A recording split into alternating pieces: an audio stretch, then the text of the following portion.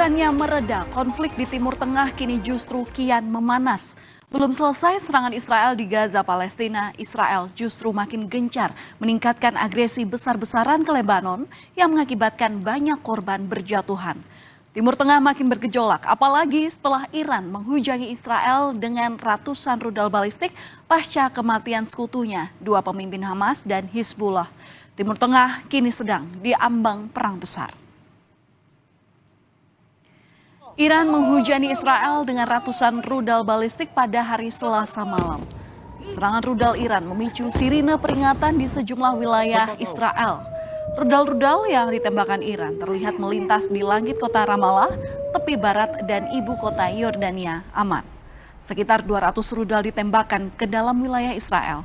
Serangan rudal ditargetkan pada 3 pangkalan militer Israel, di mana Iran mengklaim bahwa 90% rudal mengenai sasaran. Namun sebaliknya, pihak Israel mengklaim sebagian rudal yang ditembakkan Iran berhasil ditangkis dengan sistem pertahanan mereka. Sejumlah warga Israel merekam saat rudal Iran menghujam pusat kota Tel Aviv. Suara sirine peringatan terdengar di sudut-sudut kota Israel. Otoritas Israel mengklaim tidak ada korban jiwa dalam serangan kali ini. Serangan ini menandai eskalasi serius dalam konflik antara Israel dan milisi Hizbullah dan Hamas. Kepala Staf Angkatan Bersenjata Iran Muhammad Bagheri bahkan mengancam akan lebih meningkatkan serangan lanjutan ke Israel.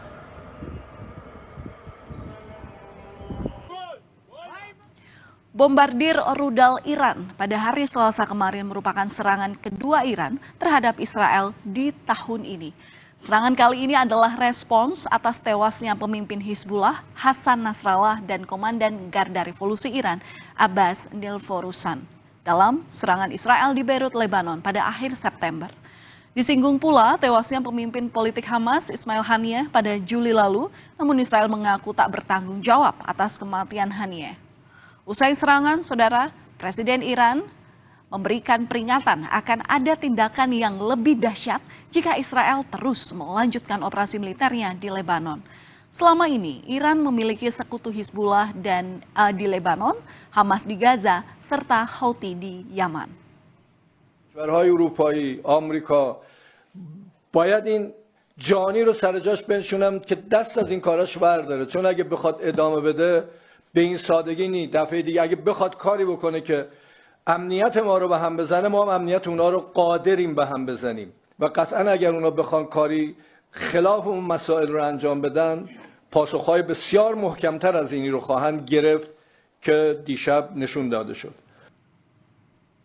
Sementara itu, Perdana Menteri Israel Benjamin Netanyahu mengklaim serangan rudal Iran telah digagalkan oleh sistem pertahanan udara mereka.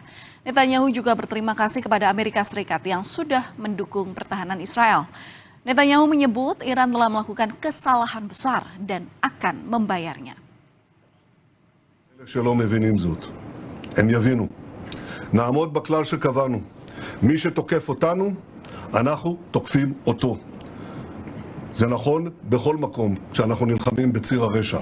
זה נכון ליהודה ושומרון, זה נכון לעזה, ללבנון, לתימן, לסוריה, וזה נכון גם לאיראן.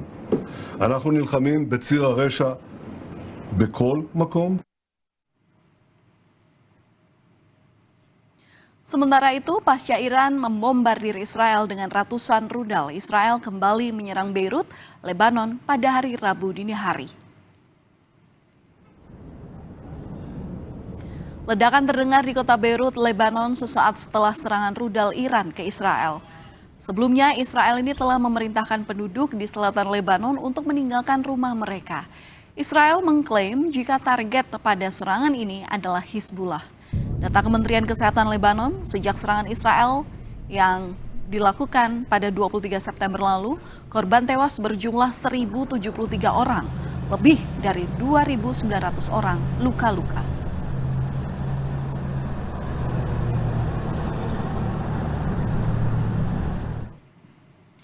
Belum selesai konflik di Gaza, Israel meningkatkan agresi ke Lebanon dengan klaim untuk melumpuhkan Hizbullah.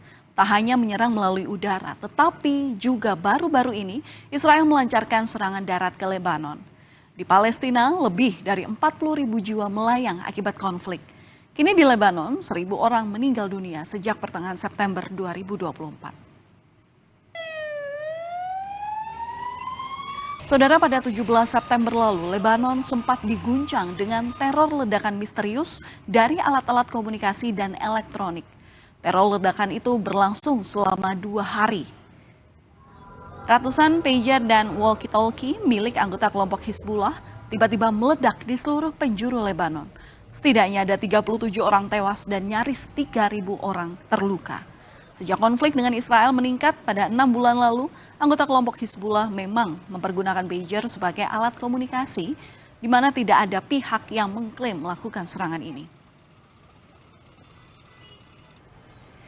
Dan saudara, semenjak teror ledakan pager itu, serangan demi serangan terjadi di Lebanon. Salah satunya saat sebuah video amatir merekam detik-detik saat serangan Israel mendarat di Kifat, daerah pinggiran Beirut pada 28 September lalu. Terlihat ledakan yang diikuti dengan dentuman keras dan asap tebal. Serangan dalam beberapa hari meratakan sejumlah gedung tinggi.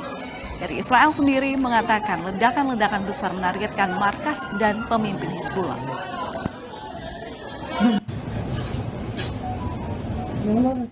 Israel mengklaim serangannya ke pinggiran selatan ibu kota Lebanon, Beirut pada 27 September 2024 telah menewaskan pemimpin Hizbullah Hassan Nasrallah.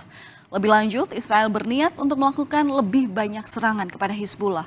Militer Israel menetapkan status siaga tinggi dan bersiap menghadapi eskalasi yang lebih luas. Israel juga berencana mengerahkan tentara cadangan tambahan mengingat ketegangan di Lebanon yang meningkat. Serangan Israel juga mengenai kamp pengungsi Palestina di Lebanon Selatan. Kamp Hilweh, kamp pengungsi yang terbesar di Lebanon itu luluh lantak.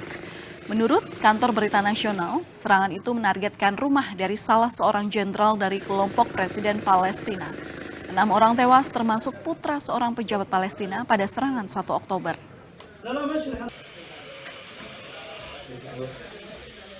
Memanasnya situasi membuat seratusan ribu orang bertolak dari Lebanon ke Suriah. Sebagian besar dari mereka adalah warga Lebanon dan Suriah. Mereka membawa barang-barang apapun yang dapat mereka bawa, baik dengan perjalan kaki maupun kendaraan.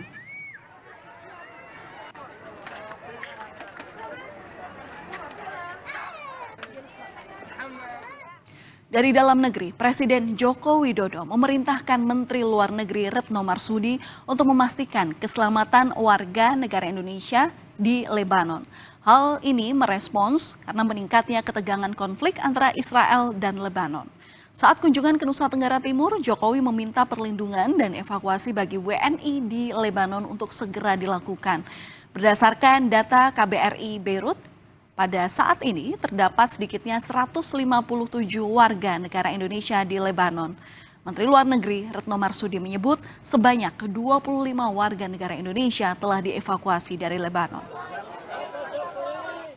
Kementerian Luar Negeri, Bu Menteri sudah saya perintahkan untuk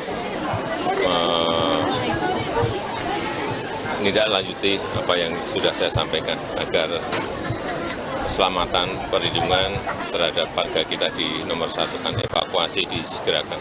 Ya, itu aja.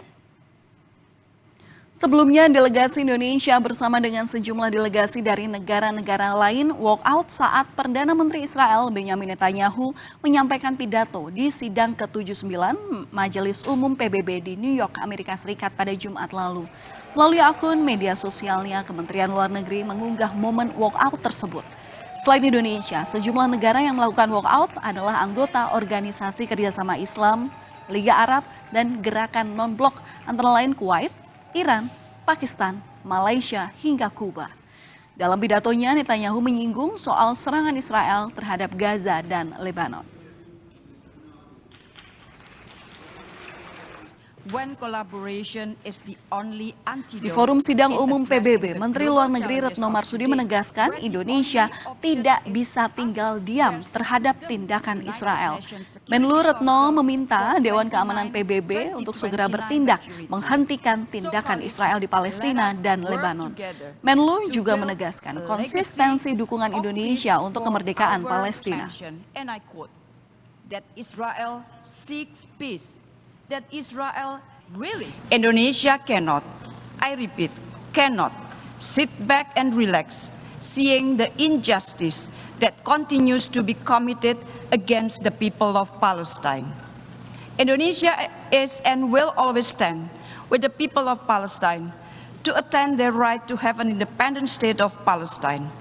PM Netanyahu yesterday mentioned, and I quote, that Israel seeks peace, that Israel yearns for peace. Really? How are we supposed to believe that statement?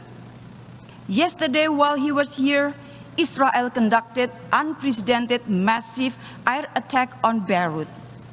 PM Netanyahu wants the war to continue. We must stop that. I repeat, we must stop that.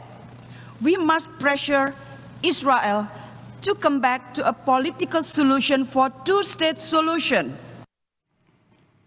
Jangan sampai Timur Tengah masuk ke dalam ambang perang besar.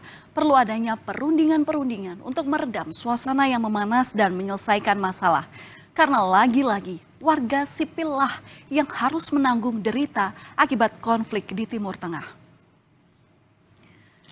Harus menyeberang lautan tiap kali berangkat dan pulang sekolah, seorang siswa SMA di Kecamatan Toea, Kabupaten Muna, Sulawesi Tenggara tercebur ke laut. Informasi selengkapnya akan kami hadirkan sesaat lagi hanya di Berita Utama.